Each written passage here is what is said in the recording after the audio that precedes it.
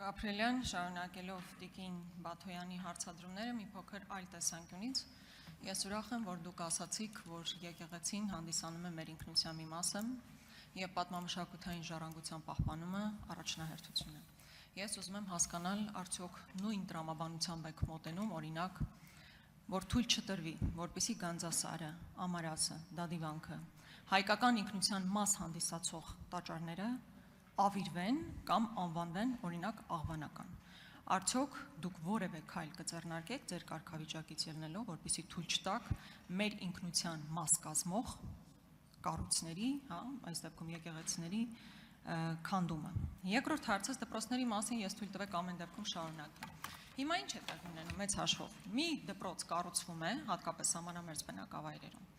Մնացած կողքի դպրոցները փակվում են, կենտրոնացվում են միտեղ։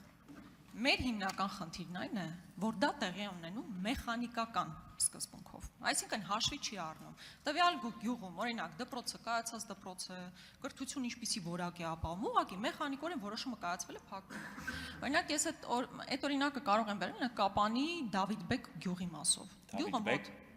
Գյուղը մոտ 50 աշակերտ ունի, կայացած կրթական համակարգ ունի, որակի առումով չեմ կարծում, որ խնդրահարույց բան կարող ենք այնտեղ գտնել, բայց ավտոմատ կերպով որոշում է կայացվել, որ այդ դպրոցը պետք է փակվի եւ մոտ 50 աշակերտ, բնականաբար ուսուցչական կազմով եւ այլն, պետք է տեղափոխվեն մեկ այլ գյուղում կրթություն ստանալու։ Մեր հիմնական խնդիրն այն է, որ սա մեխանիկական հիմքի վրա է տեղի ունենում։ Եվ մի կարճ հարցել ուսուցիչների ատեստավորման մասին։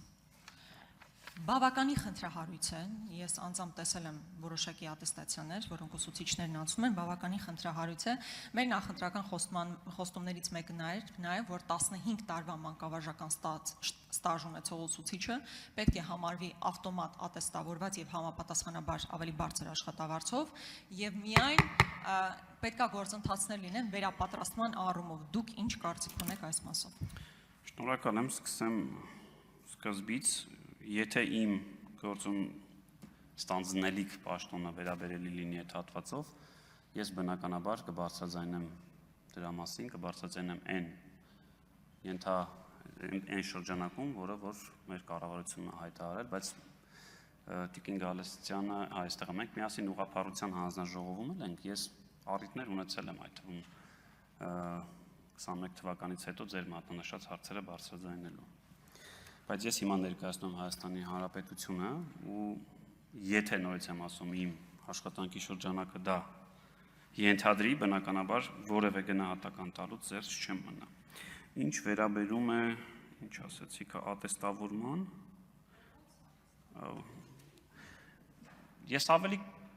ուրիշ ձևակերպում տամ, շատ մեծ խնդիր էր։ Օրինակ առաջին տարում, երբ դրեցինք ատեստավորումը, վստահ եմ կառավարությունը, հանձնաժողովը ամեն այդ փուլից հետո 500 նամակ էինք ստանում։ Հաջորդ տարի ստացանք մոտ 200։ Վերջին ատեստավորման ընթացքում ես գրեթե նամակ դժգոհություն չեմ ստացել։ Բայց այստեղ էլ է խնդիրը, այսինքն դուք կարծում եք, կարող է սխալ եմ, էլի ուղղեք ինձ։ Մենք կարծում ենք, որ կրթությունը ինքը ստատիկ բան չէ։ Այսինքն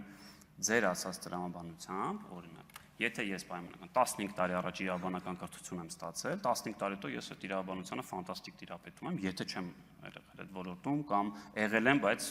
ինքնակրթությամբ, ինքնազարգացմամբ չեմ զբաղվել։ Մենք կարծում ենք, որ դա ցուցիչ չէ, որ 15 տարի օրինակ եթե դու աշխատել ես, դա ատեստավորման մասով կարող է ազդել։ Այլ հարց է, որ դա այն մեր մյուս կտորի տարակարգերի կարա ազդեցություն ունենա։ Օրինակ թե դու ինչպես ես դասավանդում, քո աշակերտները դասավանդվող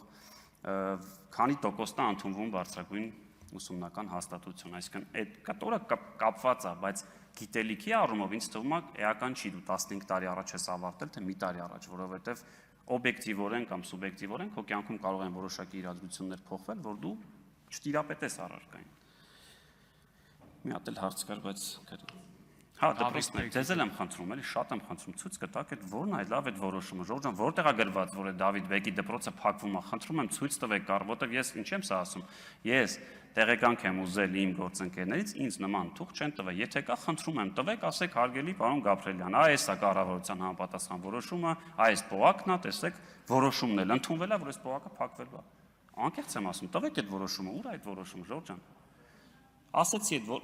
մի հատ այլ որոշում կա, որը վերաբերում է գուցե ձեր նշած դպրոցների ֆինանսավորման մեթոդաբանությանը, բայց դա չի ենթադրում, որ եթե դպրոց չկա, այդ դպրոցը պետք է փակվի, առավել եւս ձեր տրամադրված տեղեկանքում կարծեմ գրվել է, որ իսկ դպրոցների վերակազմակերպումներ կարող են իրականացվել բացառապես կառավարության կողմից նման որոշում կայացնելու դեպքում, իսկ դա պետք է արվի հանրային քննարկման եւ կարծիքները հավաքելուց հետո։ Կարող է բացեմ թողնես մի ամսվա ընթացքում ներողություն։ Արձագանք։ Ես շատ ցավում եմ, պարոն Գաբրելյան, որ դուք նույնիսկ այս պահին ամբողջական պատկերացում չունեք։ Դուք կարող եք խոսել օրինակ Գանձասարի մասին, թե չէ։ Սա ուղղակի, չգիտեմ էլ ինչպիսի որակում տալ։ Ինչ վերաբերում է մանկավարժական ստաժին, 15 տարվա մանկավարժական ստաժին։ Ես, ի տարբերություն ձեզ, 10 տարի մոտ աշխատել եմ որպես ուսուցիչ։ Եվ ուսուցիչը ամեն օր դասարան մտնելիս նոր բան է սովորում, նոր հմտություն պետք է ձեռք բերի, որպեսզի կարողանա ժամանակին համընթաց աշխատել։ 15 տարի շարունակ, եթե ուսուցիչը մտնում է, դա արդեն ցուցիչ է։ Դա արդեն ցուցիչ է։ Իսկ այն տեստերը, որոնք ատեստավորման համակարգով ատեստավորման համար են օգտագործվում, միշտ չի, որ ցուցիչ է ուսուցչի պատրաստվածության եւ արդյունքի։ Հիմա այն ատեստացիաները, որով անցնում է ուսուցիչը, ինքը կարող է նույնիսկ տապալել, բայց դասարանում բավականին լավ արդյունք ապահովել։ Այստեղ մի քիչ խախտում կա։ Դպրոցների մասով շատ հետաքրքիր է, սահմանամերձ բնակավայրերում բոլորը գիտեն որտեղ է փակվելու, որտեղ են գնալու, դուք դրա մասին չգիտեք։